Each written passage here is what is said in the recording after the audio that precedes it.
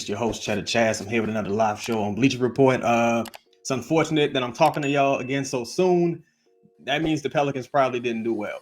And the title of this show, sadly, is the demise of the Pelicans franchise. All of the things that we were worried about this season going into the postseason, things I've discussed on this show several times. They came to rear their ugly heads during the postseason. I'm gonna wait for a few of you guys to get into the chat. I got a lot to talk about. This is one of those shows where, I was kind of shout out to brother. Yeah, it was a sweep. Shout out to brother 223. I was checking my phone for text messages in case someone tried to stop me from some of the things I want to talk about today regarding this season.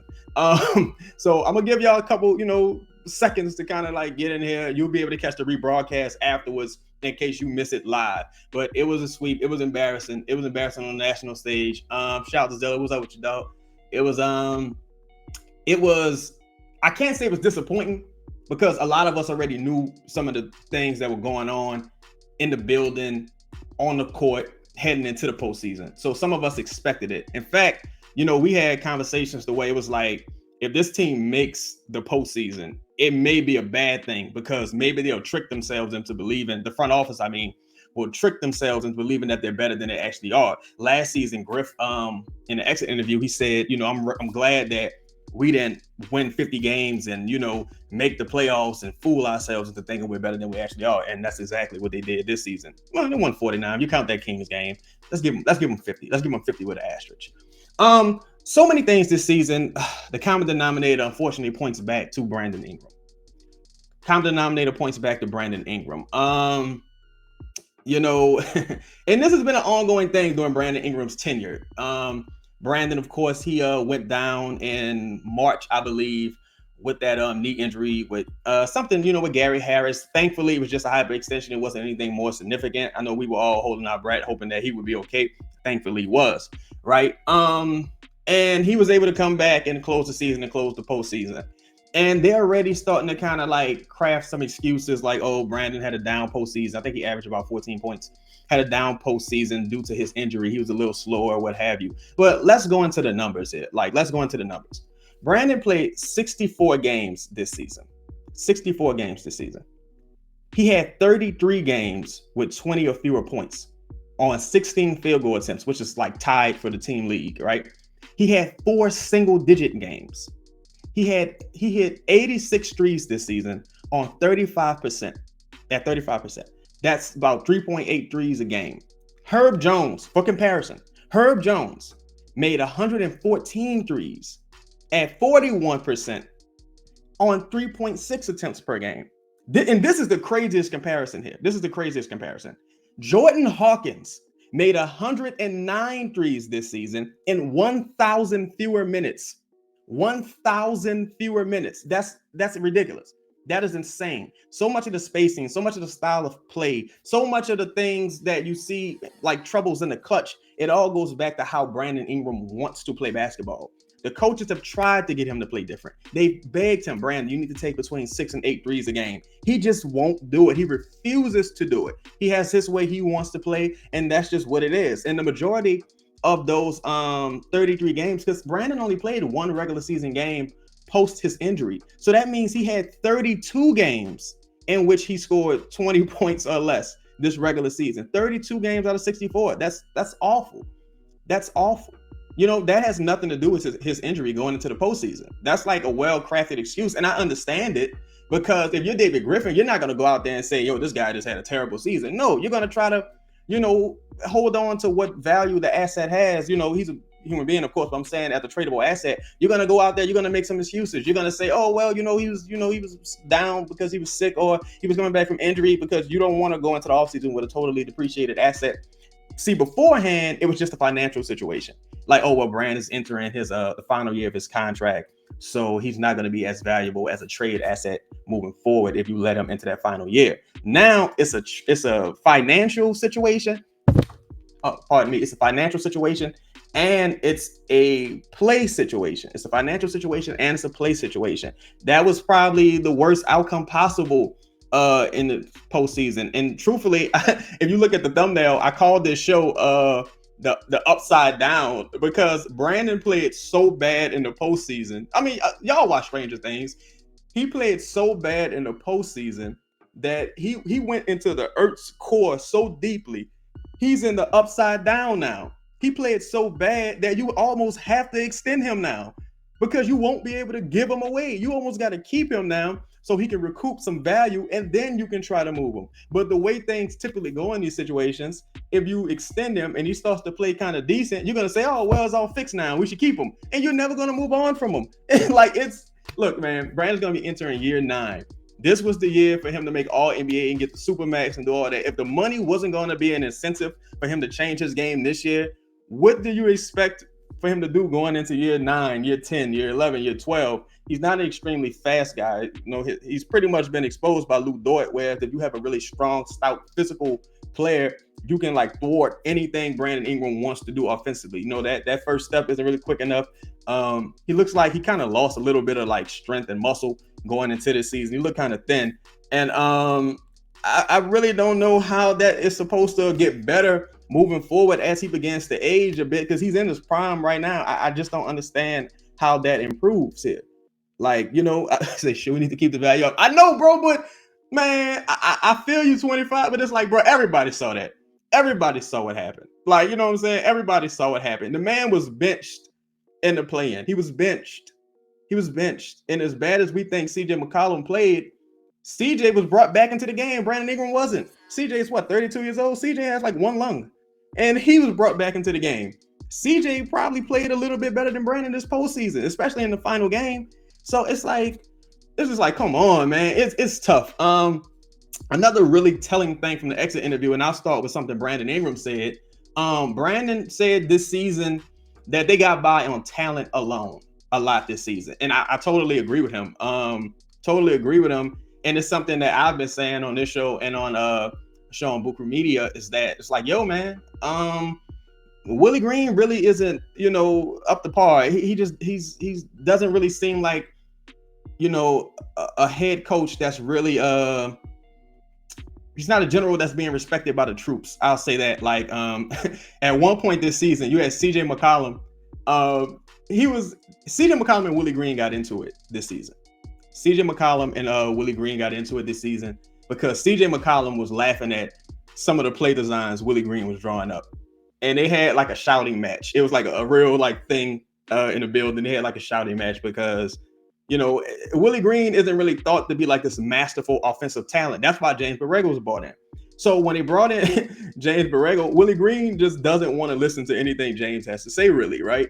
And James wanted to implement more like a point Brandon thing, have Brandon playing, you know, facilitating, distributing, playing a little bit more off ball in the wing, you know, in the corner, shooting threes, what have you. Brandon doesn't want to play that way. He wants to play how Willie Green wants to play, right?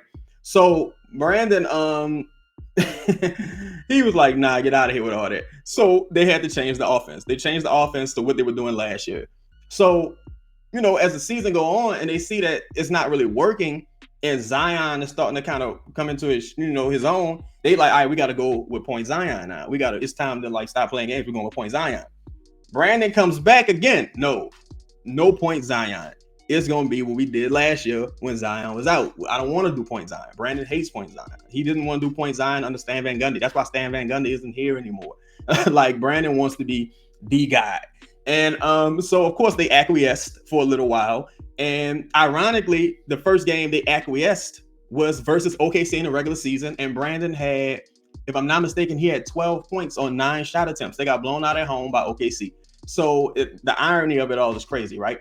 Another thing with Willie Green. So this is like last season. You had Brandon Ingram like snatching the clipboard from Casey Hill, who's in charge of the offense, or who was in charge of the offense. He's still on the roster, but he was in charge of the offense last season. He pretty much had James Borrego's job, right? So you had there was a 2-game it was a back-to-back games, right? It was the Los Angeles Lakers and the Houston Rockets. So the Pelicans lost to the Los Angeles Lakers, and I believe it was at home. They get embarrassed at home. So David Griffin confronts Willie Green. He confronts Willie Green. He's like, yo, what are you doing? Like, you know what I'm saying? What's happening here? What's up? You know, what's going on with the players? Whatever. Willie Green, he defends the players. He's like, yo, nah, man, it was just a loss. Some nights it's not your night, So they get into it, right? Ultimately, they resolve the issue. They head over to Houston. They're playing Houston on a back-to-back. In matter of fact, that's what it was. They head over to Houston. And at this point, Houston's terrible. Like last season, Houston's terrible. They lose again to Houston. They lose again to Houston. After David Griffin and Willie Green have their confrontation, the Pelicans go on to Houston to drop the game to Houston. Mind you, all these games are adding up to the Pelicans being in the play-in, and ironically, again, losing to the Oklahoma City Thunder in the play-in. All of these things are adding up to the inevitable play-in appearance by the Pelicans. Like, it's just ridiculous. So even this season, you talk about some of the rotations with Jordan Hawkins not getting any run. Guys like Matt Ryan not getting any run. Jonas Valanciunas kind of being, misused a bit in the offense. At one point, Coach JB was like, yo, why are you still playing Jose Alvarado? Like, he's asking Willie Green this, like, yo, why are you still playing Jose Alvarado? Like, what you doing here? And he's like, well, Jose is my guy. And it's like, bro, you got... like, what are you doing? Like, shout out to Jose Alvarado, but Jose Alvarado he's a talented guy, but he's a situational player due to his size. So if you look at this postseason, Jose Alvarado really couldn't do anything. Not that Jordan Hawkins was the answer, because they were still able to generate a lot of open looks. Guys just weren't knocking them down, but Jose wasn't able to do anything. So you would think that you would pivot to one of your two lottery picks in Dyson Daniels or Jordan Hawkins, and Willie Green never did that. And it just doesn't make any sense as to why he didn't, because it'll be one thing if what you're doing is working. And Jose played some big minutes down the stretch of the season for Willie Green, but there was a point in time, there was a window of time where he wasn't playing big minutes, he wasn't, necessarily contributing at a high level. And Jordan Hawkins, this guy's a rookie, he was having 30-minute games. 30-point games. Jordan Hawkins single-handedly won a couple of games this season for the New Orleans Pelicans. It's just been a total mom and pop shop, shout out to the commenter. It's been a total mom and pop shop. There's literally players on this team who aren't getting rotational minutes due to some of their political affiliations or political beliefs.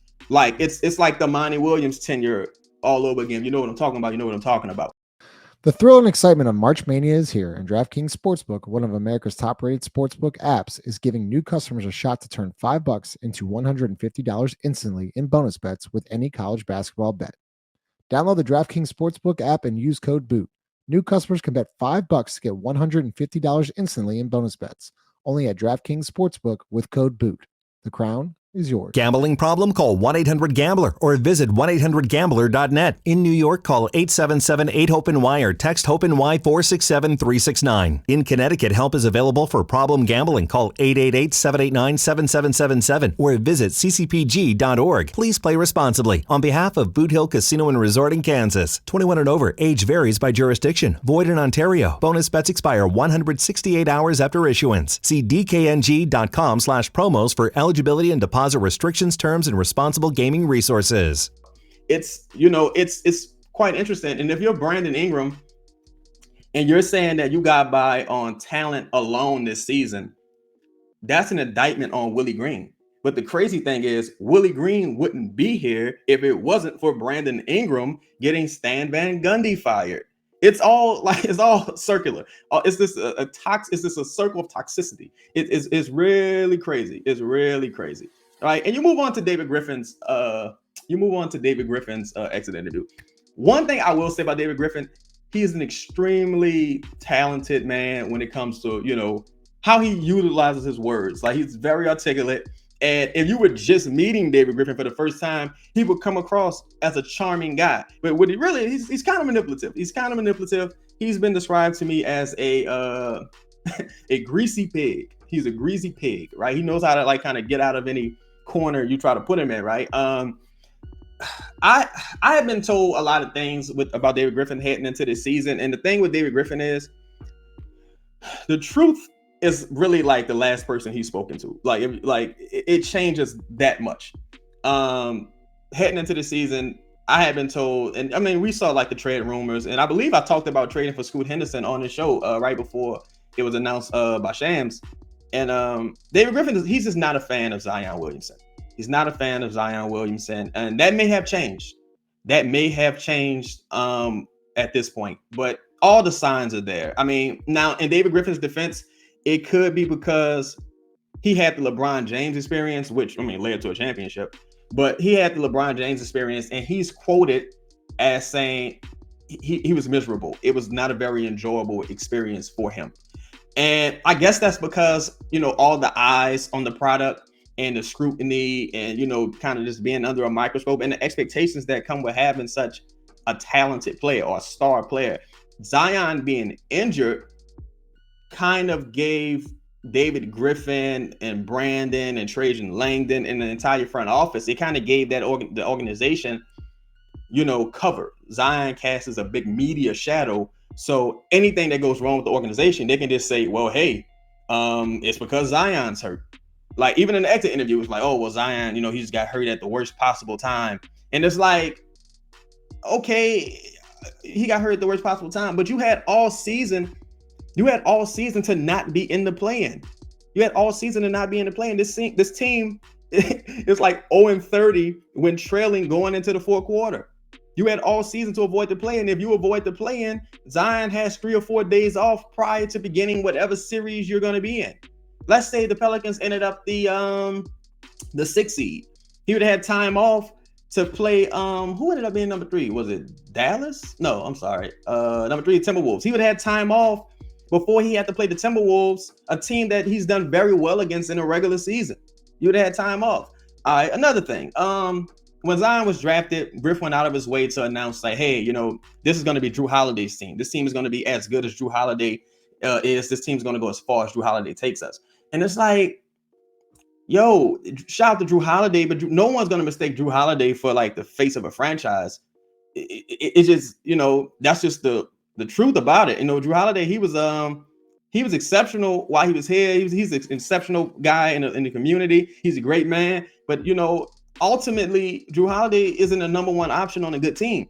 So David Griffin said it's Drew Holiday's team. He brought in JJ Redick. Shout out to JJ Redick. Brought in Derek Favors. He brought in some veteran leadership. But during the exit interview, he went out of his way to say the difference between the Pelicans and the Thunder is that the Thunder didn't have a benchmark to reach. They didn't have to be competitive immediately. If you're the Pelicans, you didn't have to be competitive immediately neither. You could have went through a total rebuild the way that other teams have gone through a total rebuild, and you would have been fine. Like, you would have just had slow, continual, organic growth, as David Griffin likes to say. But I mean, this man's just so full of contradictions. He's going out of his way to kind of like humble Zion to a degree. And I'm not saying that Zion is totally innocent in this thing, but Zion, he certainly made some mistakes, and David Griffin's actually protected Zion quite a bit as well. But he's going out of his way to humble him, not announcing Zion's name last in the starting lineup doing the player introductions, not building a roster to maximize Zion's skill set, not playing players that would maximize Zion's skill set on the floor. There's been plenty of times this season where Zion's out there on the floor with shout out to Najee Marshall. He has improved his jumper this season, but it'll be Zion Williamson, Najee Marshall, Dyson Daniels, Jonas Valanciunas, and insert X player. Like, just insert X player. And it's like, bro, what are you doing? Who's closing out? Who's closing out on Larry in the corner? Who's closing out on Dyson Daniels in the corner? Like, why are you doing that? Like what's happening this season? Why would you keep that roster here when you know that it doesn't maximize your best player? Also, when you talk about like Griffin's requirements for players on this team, on this roster, he likes to talk about the human element, which is very important. But I've been told like that he hates Trae Young. Like, he hates Trae Young. And it's like, why? Like, it's bizarre. I've also been told that he hates Jaden Ivey. And it's like, why? Why, bro? Why? At a certain point, the human element has to be so overwhelming that it makes up for the lack of basketball skill. Like, and thus far, that hasn't been the case. Like, a player can be an incredible human being, an incredible philanthropist, an incredible team leader, but it also has to translate on the court. It also has to translate to winning games. And thus far, it hasn't happened. And, if you criticize the Pelicans like I'm doing now, that's why I'm checking my phone to make sure no one's texting me to stop. But if you criticize the Pelicans, publicly, or you don't say, nice things about them, like the Pelicans PR team, they'll come to you and say, hey, you need to take that down, or hey, what's the meaning of this? And you probably could lose your press credential. You probably could lose like access to the team. You probably could lose access to post games. You probably won't be allowed to ask a question. It's a real bizarre organization being ran here. I mean, we're in year 5 of we're heading into year 6 of the David Griffin tenure, and they're just now updating the practice facilities. They're just now doing it this offseason. It's insane. It's totally insane. You had the game versus the Orlando Magic where Gary Harris dives into Zion's legs. And all season, I don't know how many technical fouls Willie Green has amassed this offseason, but that was a great opportunity to get one. And he didn't get it. Ironically, that game, Dyson Daniels and Herb Jones and Trey Murphy all get ejected. Willie Green goes into the post game and he criticizes them. He criticizes the players for being ejected. He never criticizes Gary Harris for running into Zion's legs. He never criticizes the officials for not calling that a flagrant foul. He never criticized the officials for how that game was being officiated. All season, he's been this way. Also, all season, the man is quoted earlier in this season as saying, well, I don't want to talk about the officials because I want to keep a little money in my pocket.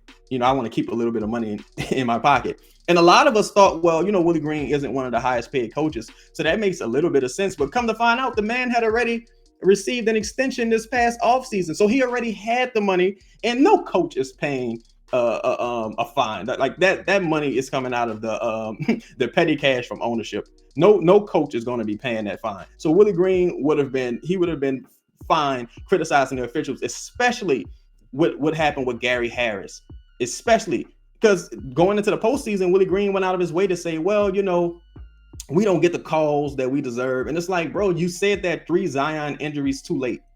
You went out of your way to criticize the officials, 3 Zion injuries too late. Now, what good is it now? You know what I'm saying? Now the man is out for the postseason. What good is it now? And, Swing Cash, WNBA legend, UConn legend, she's on Twitter posting about the UConn officiating after that game. She's posting about the UConn officiating in the Final Four, and not the fact that her best player on the New Orleans Pelicans just got I don't even know what you would call it, just got alligator tackled and rolled up in Orlando. And it's just crazy. There's no wherewithal. There's no wherewithal with the Pelicans. It's totally disjointed from top to bottom. If you talk to David Griffin, he says one thing. David Griffin says, oh, I don't think we need a point guard. I think we just need a little more IQ on the floor. And Brandon Ingram says, no, we need a point guard. We need a point guard. Total miscommunication. Total lack of synergy there. Total lack of synergy. Where is Trajan Langdon? I'm not really sure what Trajan Langdon does. Trajan Langdon, he's interviewed for quite a few jobs, or quite a few other positions within the NBA, and he just not getting hired, bro. He's not getting hired. So that kind of speaks volumes as to what the rest of the league probably feels about Trajan Langdon. On the real, it's it's disheartening, but it's telling. And you've had a lot of even former officials within this organization, former coaches, players, or what have you, kind of get thrown under the bus on their way out. I would love to see what Trajan Langdon says if he was to, go somewhere else and be able to speak freely about his experiences here. Because if you're Trajan Langdon, you think Trajan Langdon's the draft guy. It's like, okay, well, 2 of Trajan Langdon's recent draft picks, which are Jordan Hawkins and Dyson Daniels, didn't get any run in the postseason. These are 2 lottery picks, number 14, number 8. His prior lottery pick, Kyra Lewis, has like 1 foot in the league. His prior lottery pick, Jackson Hayes, is playing for the Lakers right now. He's probably got 1 foot in the league. His other pick from that year, what's my man name? Nickeil Alexander-Walker is playing for the number 3 seed Minnesota Timberwolves right now. So if Trajan Langdon is our draft guy, it might be time for Trajan Langdon to move on. It might be time for him to move on. But Yeah, man. A lot of people have kind of gotten the short end of the stick. You had David Griffin saying, he gave Elvin Gentry all the answers and he still failed the test. And Elvin Gentry told him, like, hey, you must have gave Stan Van Gundy those same answers because apparently he failed the test as well. Stan Van Gundy was ousted from the organization after one season at, Brandon Ingram's request. You got a guy like, some people who used to work with the medical staff, used to work with the medical staff with the Pelicans organization. They kind of been a scapegoat for a lot of the stuff that went on with this team. When you ask about, there's been a lot of questions around the legitimacy of some of Brandon Ingram's past injuries. Not this season with the knee injury, but the past injuries, like his concussion. Some people believe that he didn't have a concussion. With the toe injury, some people believe that, once he was cleared, he was, there was no structural damage. He was practicing and things like that, and he didn't return to play for 2 months. Some people believe that, Brandon is quoted as a guy who enjoys his time off. That's the word on Brandon Ingram. Like, he enjoys his time off. And so if you're a person who's a member of the medical staff and your job is to get guys back on the floor as quickly as possible, you're kind of fighting an uphill battle when guys, just don't want to return to play. I don't know what they were supposed to do with that. I feel like the medical staff did an incredible job this season because a lot of the excuses for time off this season weren't accepted. Like, I was told that one of the players, they had, some ankle injury, and someone on the medical staff just was like, bro, there's nothing wrong with you. There's nothing wrong with you. Like, you're fine. Nothing is wrong with you. And they returned to play the next game. In the past, that may not have been the case. That may not have been the case. So I'm looking at some of the comments, man, and shout out to everybody joining the chat. I appreciate it. And it's been bad, bro. It's been bad. It's really and again, so much of the comment for me is fruit of a poisonous tree. A lot of things are corrupted from the top down, but Brandon Ingram seems to be the common denominator. I spoke about this way prior to Brandon Ingram's injury, way prior to the postseason, and it's like the Pelicans extending Brandon Ingram would totally put them in a Bradley Beal situation. The Wizards were fortunately able to escape that Bradley Beal situation because of the Phoenix Suns' willingness to take on Bradley Beal. And of course, Bradley Beal had a no trade clause also, so he got to choose where he wanted to go. So they were able to escape that. But now the Phoenix Suns, they're in the same position. They won't be able to move Bradley Beal, and they may have to part with a Kevin Durant, or worst case scenario, even part with a Devin Booker just so they can get better. The Pelicans don't have the market for that. They don't have like the allure of as an organization to recruit free agents or even necessarily trade for high profile guys. So this team is really in like financial peril, and I'm hoping that they see the writing on the wall and they pivot before it's too late and they don't end up in the upside down.